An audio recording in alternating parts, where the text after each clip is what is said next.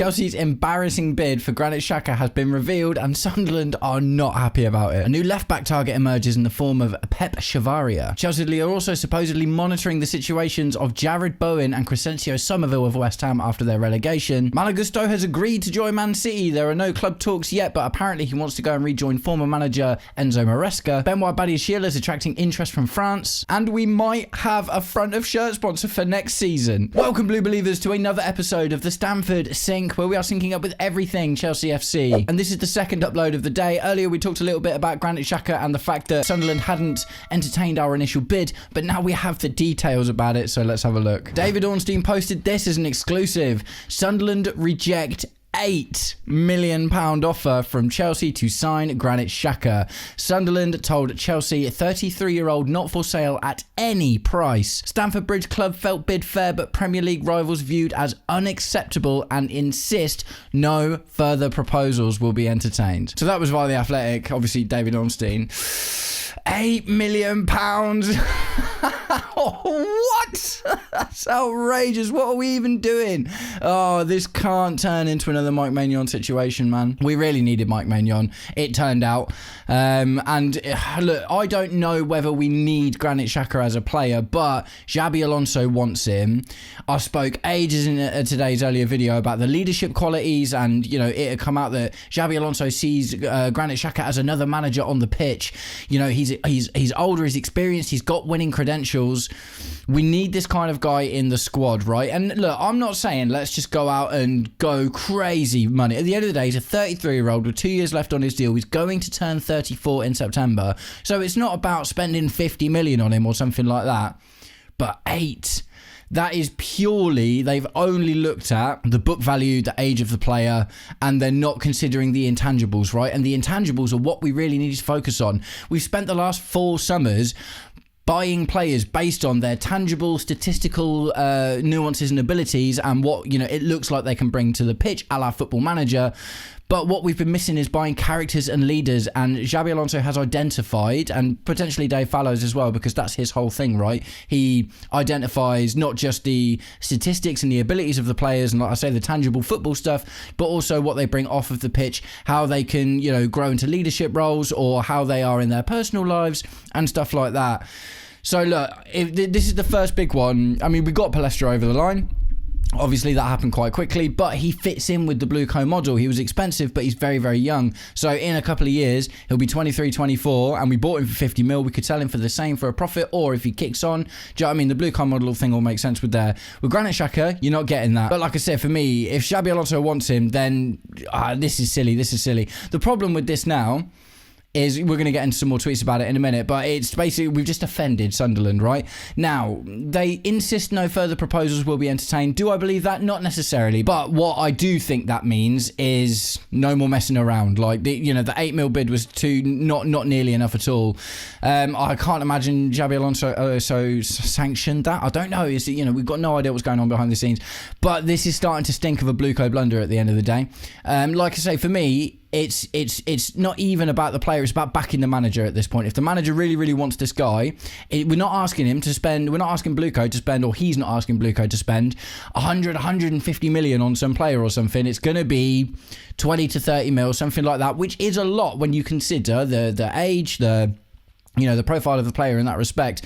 But if what he brings to the pitch and off the pitch makes an instant impact, then surely it's worth going in for. Chelsea Dodgers also posted this. While Chelsea feels the 8 million proposal is fair for Granit Xhaka, Sunderland has deemed it to be unacceptable and regards the approach as lacking respect for both the Switzerland international and the Wearside club. So I don't think Granit Xhaka is going to be too bothered. He's not going to feel undervalued at the end of the day, because what we've already seen is that Xhaka is willing to accept any contract in order to go to Chelsea, right? Isn't it? Well, I say any contract. It's, it's going to be reasonable, but he's not pushing for massive wages or anything like that. Like, there's going to be no issue on the player side. If we can agree a deal with Sunderland, if we can agree a fee with Sunderland that they deem to be fair, then it will just happen quickly, because Granit Xhaka is already supposedly in full agreement for the terms. It's not going to be crazy money.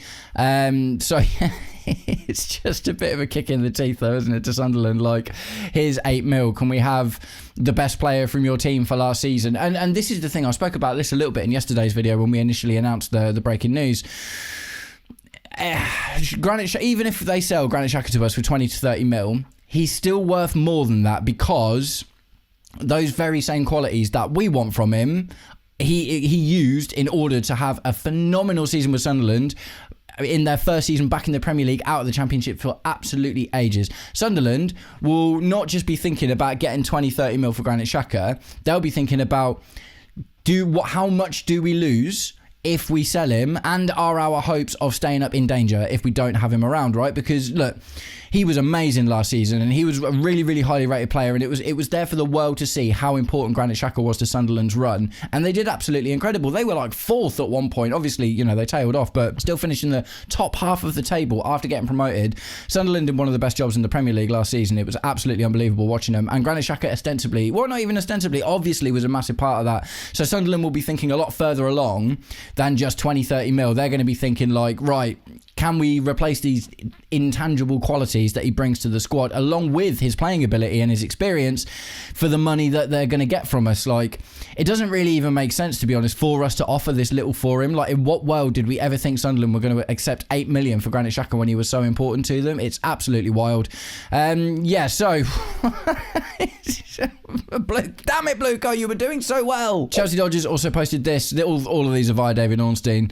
Sunderland have stated there is no intention of sanctioning Granit Xhaka's departure. They told Chelsea no further offers would be entertained, and that a contractual position should be respected by all parties.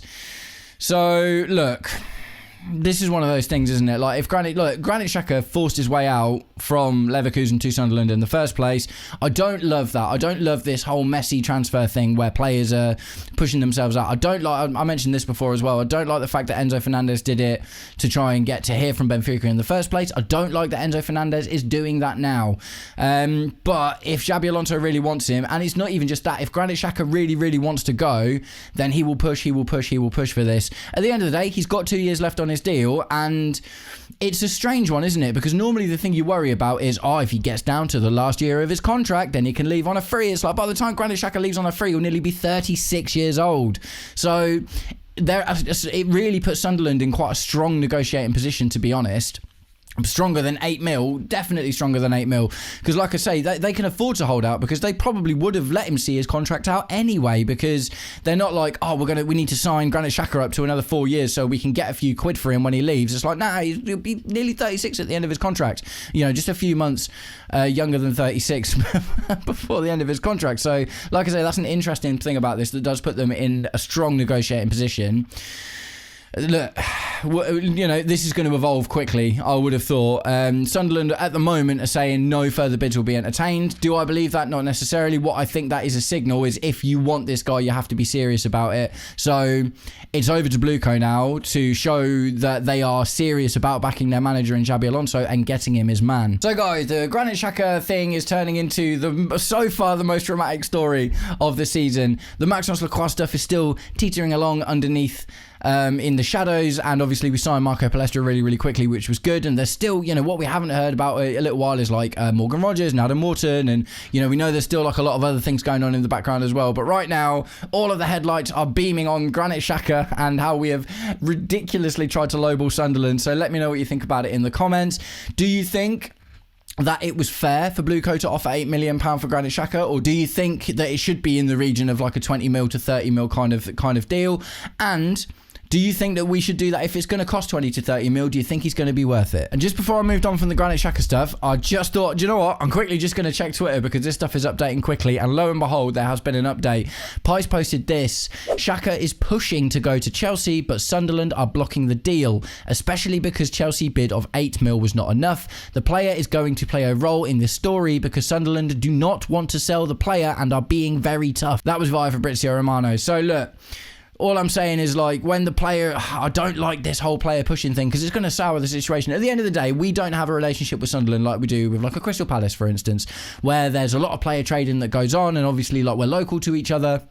and stuff like that. So I'm not worried about losing out on anything. I just don't think it's a good look. Do you know what I mean? Yeah, I would hope that we don't encourage, Granit Xhaka to kind of push his way out of the club. But we're never going to get him for 8 mil. Like, it's absolutely just not going to happen. But at the very least, if he can grease the wheels to allowing some sort of deal, maybe that'd be okay. But I don't think we should just try and get. Well, not that we can, but I don't really want to see Granit Xhaka push Sunderland to sell him for a really, really low price, because it just feels a little bit shady, doesn't it? And guys, if you're enjoying tonight's episode of the Stamford Sync, please do me the distinct honour of liking and sharing the video, subscribe to the channel, or just roast me in the comments, whatever gets you through your day. Right, so we're going to move on to another target that we're linked with. Pice posted this via Matt Moretto. Breaking: Chelsea are considering a move for Pep Chavaria to replace Cucurella. First contacts took place for the 28-year-old left-back from Rayo Vallecano. So, I'd never heard of him before. What this one, so he's 28 years old. He, in 30 odd games for Rayo Vallecano in La Liga last season, he got 3 assists and a goal, or 3 assists, 1 goal and 3 assists, I think, 2 of which came in the league, 1 of which came in the Europa Conference League, because they were in the Conference League. So what this says to me is Yoro Hato is the kind of front runner, or potentially Valentin Barco. This screams backup to me much more. Like, the other targets we were looking at, like Cambiasso, Maxi Araujo, these are the kind of guys that you would expect to come in and take that position straight away.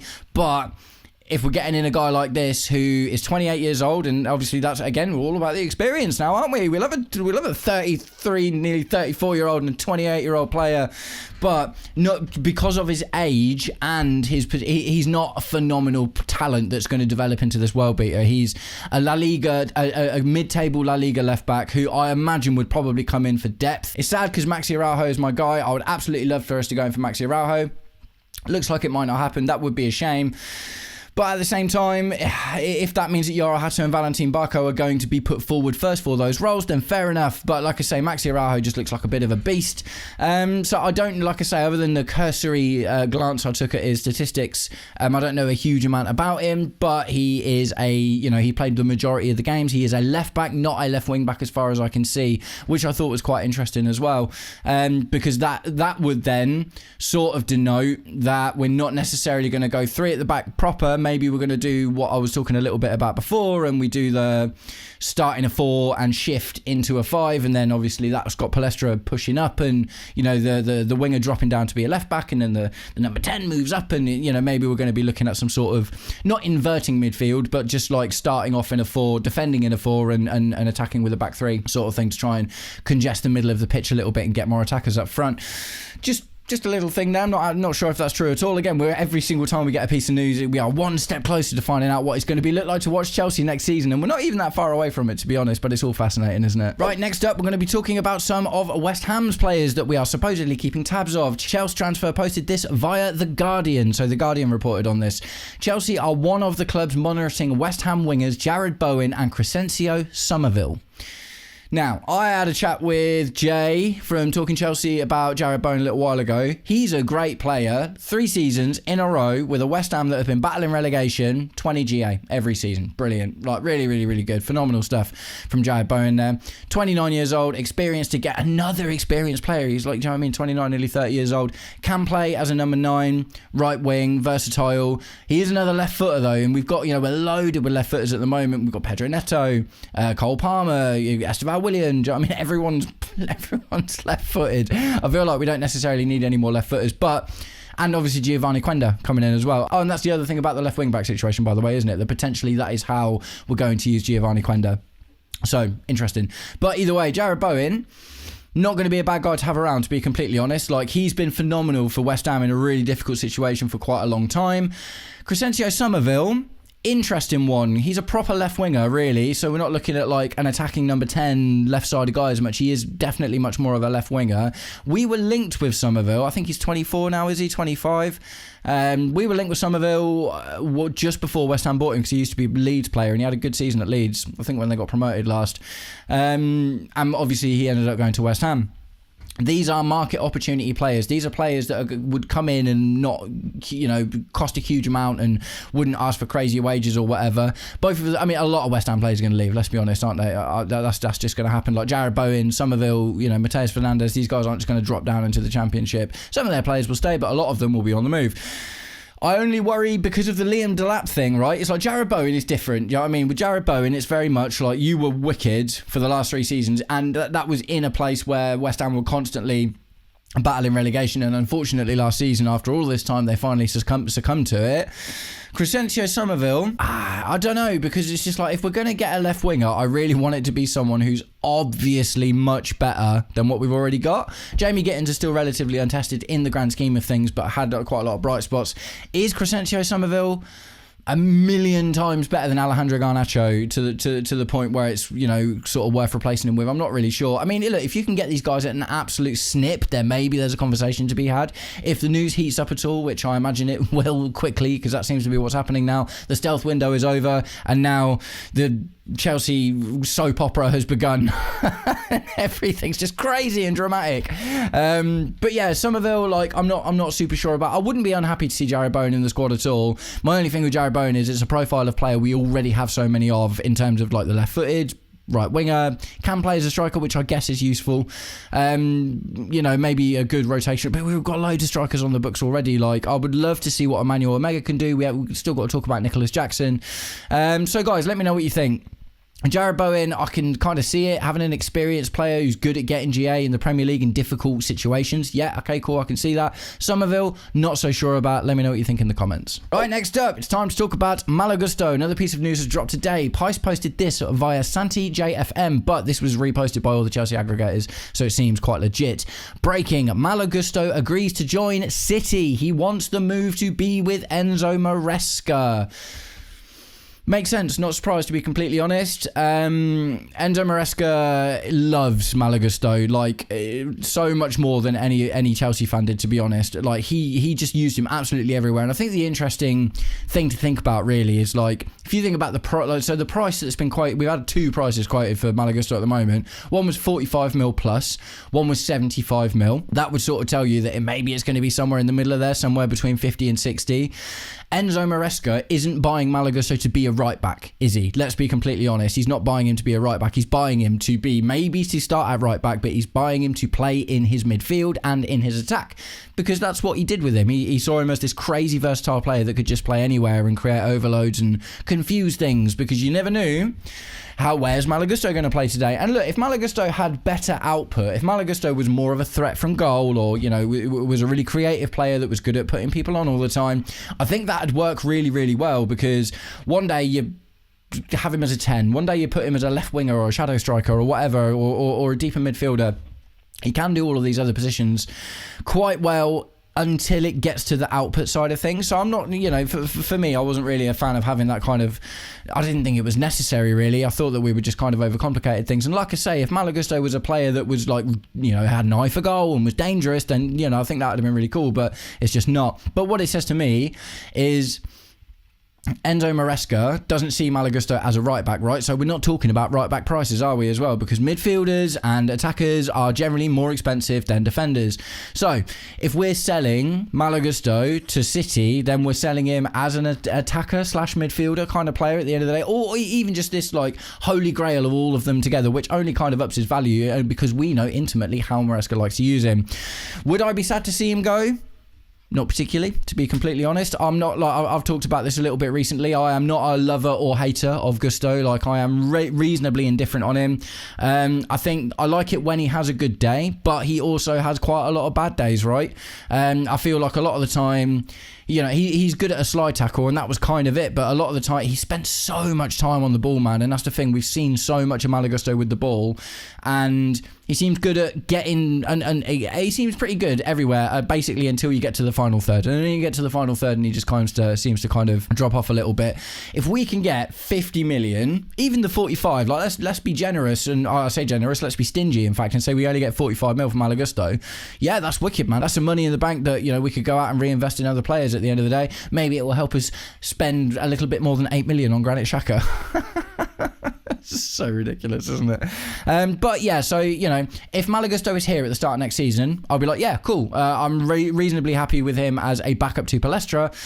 But if we sell him for a wedge and we can get someone of a similar profile to Palestra to be able to kind of keep that consistent rather than changing how we play every time we put a different player on, I wouldn't be particularly sad about that either. At the end of the day, like, imagine it's a 75 mil. Can you imagine if we sell Malo Gusto to Man City for 75 mil? That is the bargain of the century.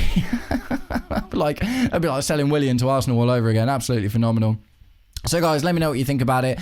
You know, let me know what you think about Gusto to City. So like I said, I think it makes sense, and I think that, you know, I can see why it does make sense. But tell me what you think about the money. How much do you think Malo Gusto is worth? Not just as a player, but specifically to Enzo Maresca's Man City. Okay, and another player potentially on his way out is Benoît Badiashile. Aaron Romano posted this. Benoît Badiashile is attracting interest from RC Lens and one other French club, alongside Saudi Pro League sides. Oh, that's great news, isn't it? Chelsea are open to selling the defender this summer and have set an asking price of around £25 million. Cool. Wicked. Yeah, great. We're not going to make bank on Badiashile. I've seen a couple of people talking about the Gusto thing already, being like, why are we selling the likes of Chalobah and Gusto? Why are we getting rid of these guys first when we've got so much deadwood to get rid of? For me, that seems really obvious. It's because we'll actually make money on those guys that we can then look at reinvesting. You know, so there's two elements to the transfer window, right? And selling the deadwood guys isn't about making money to reinvest into the squad. It's about clearing space in the squad cost ratio and ultimately thinning out the squad in order to allow us to bring in the players that we want. But when you're looking at the likes of your Fofana, your Badiashile, your Disasi, you know, these other guys, they're not, you know, if we sell Benoît Badiashile for 25 mil, we make like 5-10 mil profit on him. It's probably not even 10 to be honest, but we don't make very much money at all. We didn't pay a lot for him. We amortized the hell out of his contract, so his book value is going down slowly. And it's the same with Wesley Fofana. We won't make much profit if we make 10 mil out of Wesley Fofana, Tosin Adarabioyo, and Benoît Badiashile. Then that's 30 mil, which is in and around what we're asking for Trevor Chalobah, who's an academy product, which means all of that money goes into the pot straight away. So it makes sense because the later you get into the window, the more desperate people get as well. We've seen it. Do you know what I mean? We've seen it a million times. And we've also seen us being left with players on the books and stuff, but I don't feel we haven't got as many players to sell this time. You know, we know that Disasi is appreciated because he's gone out on relatively okay loan spells at West Ham, and, you know, the season before last it was Aston Villa. Tosin Adarabioyo, I think he'll stick around. Wesley Fofana is going to be a tricky one to sell, to be completely honest, but that's probably why it's going to take some time. Benoît Badiashile, yeah, Saudi Pro Leagues. If a Saudi Pro League sees a player of Benoît Badiashile's quality for 25 mil, they'll be like, bang, we'll have that. Was it Al Nassr? It was Al Nassr, wasn't it? It literally paid like 45 mil for João Felix. And no one else was ever going to pay that. Do you know what I mean? So look, if a Saudi club comes in for these kind of players, then, you know, it's just another possibility because they will pay over the market, and compared to what they're used to spending on players, that's actually not even that much. So it's a small indication that we are looking to get rid of some of the deadwood, but to me it does make sense that we're focusing on the players first, like Chalobah because of the pure profit angle, like Malo Gusto because we only bought Malo Gusto for £20 million.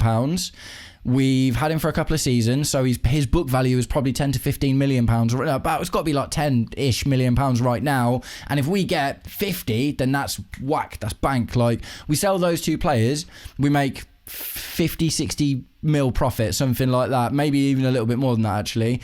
If we sell Tosin, Fofana, Disasi, and Benoît Badiashile, maybe we make 40 million profit for selling 4 players, which takes a lot more time. So for me, it just makes sense, but let me know what you think in the comments. And last but not least, a front of shirt sponsor? Could it be? Chelsea Dodgers posted this via Lou Class. Chelsea has approached HP Inc. regarding a front of shirt and has lowered its asking price for a front of shirt sponsorship deal to 45 to 50 million pounds per year. They are in talks with technology companies that could also streamline certain processes at the club. So this is a good sign in itself. This is, I've actually quite enjoyed the Chelsea era of having no front of shirt sponsors. I thought it's made some of our kits look particularly slick, and even the temporary ones we had, like I thought the Infinite Athlete one looked lovely. Damac, I didn't mind. I did not like the what was it, AFS, IFS AI, whatever it was. The AI one, I wasn't feeling that at all. The HP one, I like the HP logo. I think it's clean. It's kind of normal. It's not like, whoa, look at all this stuff that's going on. It will sit quite nicely in that fade little middle circle in the kit that we've got. I like it, and you know, and for me, purely like, yes, whatever, get whoever in to make some money. But do you know what I mean? But after that, then it's like, do I actually like the look of it? You know, just from a design point of view, because we like to look at the kits, don't we? And if we had HP, yeah, I like the logo. It's clean, it's simple. I think it'd match everything else we've got going on. So let me know what you think about HP and potentially getting an extra 45 to 50 mil per year. Be a 2 or 3 year deal, when that's kind of normally what they are. So yeah, let me know what you think about HP in the comments, guys. And we're going to wrap the video up there. Oh, there's so much news at the moment. It's twice daily uploads again. It's getting absolutely crazy. But I want to know what you think about everything that we've talked about in the video today. Granit Xhaka, 8 mil. Oh, mate, that's rough, isn't it? It's so rough. It's absolutely outrageous. Do you think that Sunderland will hold fast and will say, no, absolutely, we're not selling him, no bid at all? Or do you think that is just, as I think it might be, a signal to say, if we go back, we have to go back with some serious money, because otherwise, yeah, there's just no point. New left-back target in Pep Chavaria. Do you know anything about him? Like I say, to me, it screams backup, and that we would actually promote the likes of either Yoro Hato or Valentin Barco up to the first team position on that left side. Jared Bowen and Crescencio Somerville. More market opportunities from relegated teams. We've got too much PTSD from Liam Delap to do that, or like, do you think like Jared Bowen could be a good addition to the squad? Malagusto wants Man City, and it totally makes sense, doesn't it? Because Enzo Maresca loved him, gave him loads of game time, played him all over the place, and he probably gets the distinct feeling, looking at Palestra, I'm probably not going to get as much game time now. So hopefully we can absolutely rinse Man City for an outrageous price, which will start to maybe heal the fact that they got Enzo Maresca to snake us in the first place. Benoît Badiashile looks like he might finally have some suitors, which is interesting. So RC Lens and some other French clubs, which wouldn't be a huge surprise, or a Saudi Pro League side, which would be money on the table. And potentially we're looking at a front of shirt sponsor in HP. I hate printers, if I'm completely honest. Printers are the bane of my existence, and I'm quite lucky that I don't have to use them anymore. I used to own a bar in the south of France, and when we just started out, I used to make all of our, because we had like rotating barrels, like, because we were a craft beer bar, and we had like different beers coming in all the time, so I was always making these new labels to put on the wall and stuff, and we had an HP printer. Connecting an HP printer to your phone is needlessly complicated. Although I begrudge HP a little bit as a brand, I do like the logo, and I would like to see it on the shirt, and I wouldn't say no to the idea of an extra 50 mil a season for the next couple of seasons with them either. Nice one, guys. Thanks very much for sticking around with me until the end of the video if you did, and I will catch you all very, very soon. Take it easy. Peace.